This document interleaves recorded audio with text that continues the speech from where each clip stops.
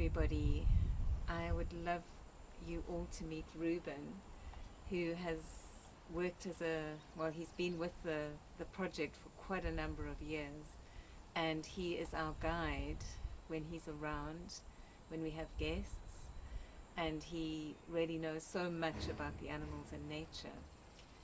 But Ruben and I were talking the other day, and he was telling me about an experience he had when he went home to Zimbabwe at the beginning of the year. And I just would really love for you to hear the story from his own mouth. So Ruben, can I ask you to share that wonderful story about the lions? Yes, thank you so much, Mama Winter. Because it's been this is my 5th year with the organization, and I started to build strong love with nature and all creatures that are found on earth. So I went home early this year. It was beginning of August, January, and I got there.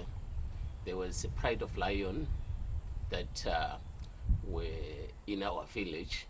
So because a village is a big area where we have 500 homes or more than that in other big villages, but the villages has the leaders who call the kings. So because the pride of lion started to take down cows and donkeys, so the villagers went to the king to complain about it. So they So yes. This is in Zimbabwe. Yeah, this is in Zimbabwe. And how far away from here is Zimbabwe? It's 980 kilometers from here. Okay. And where did the lions come from, if they were in your village? We have a game reserve which is close to our village, and then the national park again. So because remember in Zimbabwe now people have moved to the animal properties, so all the fences are down. There's no fence between the village and the national park now. Okay. So after the villagers complained to the king called the national park to say, you know what, we have a problem in our village.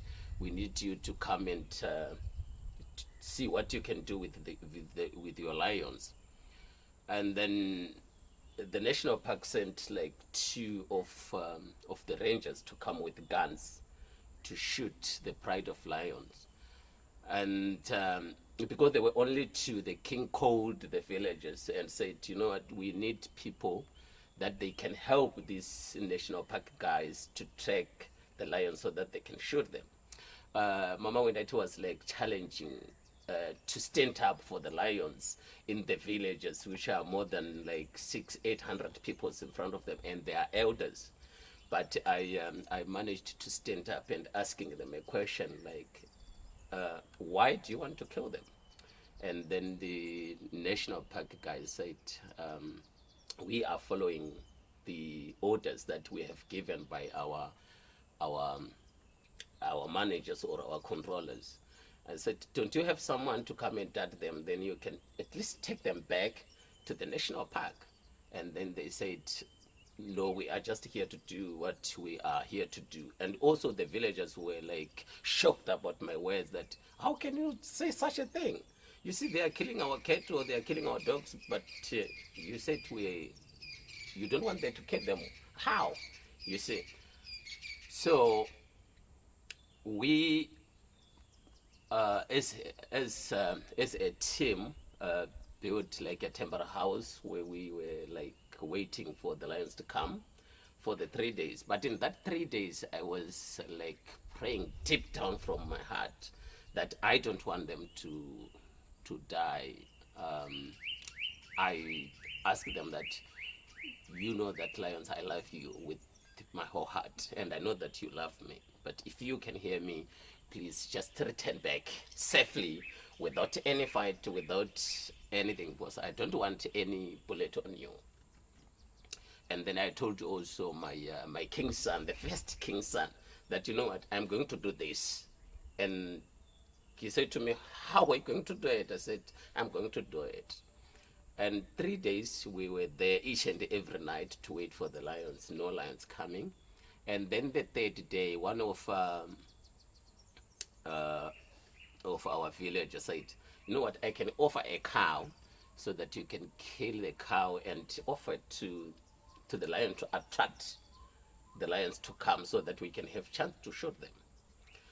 All this was happening, but my heart was totally broken because of I wouldn't like that thing to be in that way. And then we took it, the cow, and killed the cow and put the intestine all over so that it can smell to attract the lions. And then we waited another 2 days again, no lions coming. Then the third day after killing the cow, then the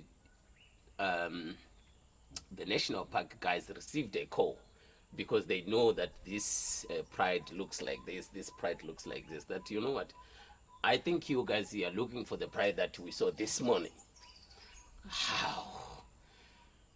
And then we were all like shocked and surprised by that word, that how can be that done? Said, yeah, the pride is here. I think you have to come back.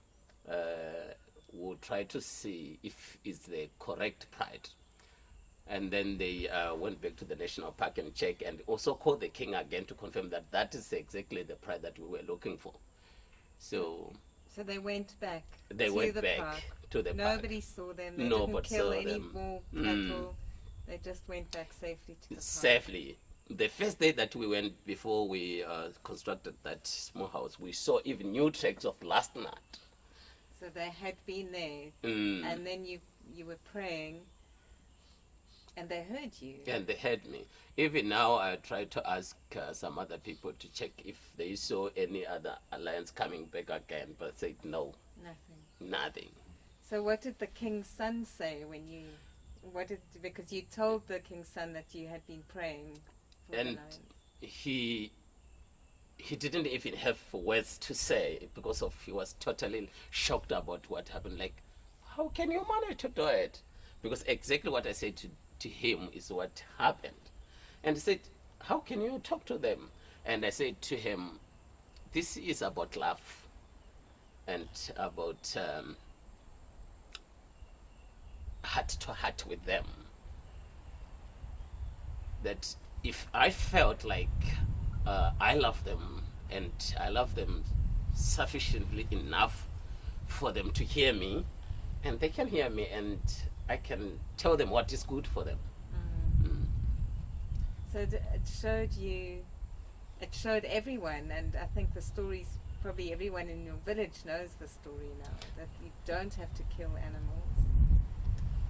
Now the news is spread, and most of them, especially my family members now, they call me bush baby. Bush baby, Yeah, yes. bush baby, because they say, hey, the way you love the bush is, it's like you are the bush baby. Yeah, so. And you spoke to the king as well after that, didn't you? Yes, because his son told him, and then one day it was like Sunday, because Sunday we always attend the meetings with him, and then he was asking me about it in front of everyone. Like, I had something like that. Though many people didn't believe it, but it was like shocking news to many people that, how can you did it? And I explained to them as well, as I said to them, that you have to start with having love with them first, without giving them like orders or asking them to do something. And also you have to choose what is good for them first. Think about them first. Don't think about yourself first. And then that, it gives you connection between them. Because if you can be selfish and think about yourself, then it will be difficult.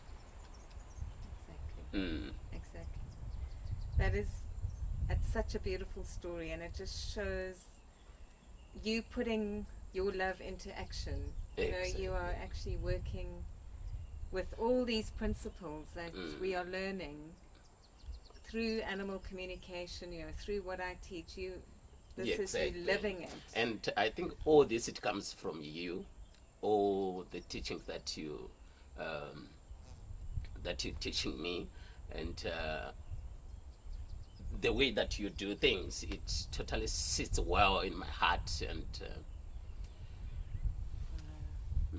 But well done, Ruben. Thank Thank you. you. And it also just shows everyone that if you're feeling like you're completely out of control in a situation where other humans are just wanting to do something that you know is wrong, but you feel Exactly. like, because you were in, you had no control, you had to go with the trackers. exactly, You know, and actually by being in that horrible situation, you were able to tell the lions what was the best thing to do for them.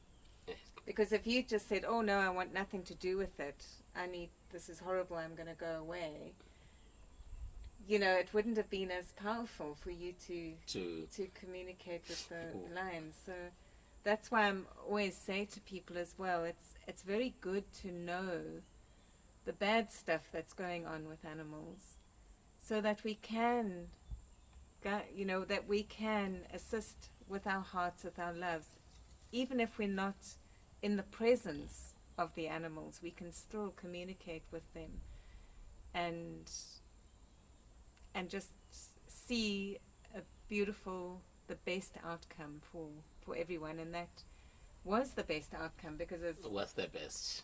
for the lions, for the people, for the cattle, for everybody.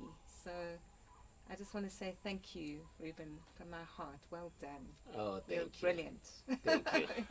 Thank you. Thank you to you, Mama Winter, because I've learned a lot of things. Like, we are also part of nature, and we don't have to think that we are central control for everything. Exactly. So thank you. Yeah. Thank you very much. Thanks for sharing, Ruben. That's wonderful. Oh, thank you.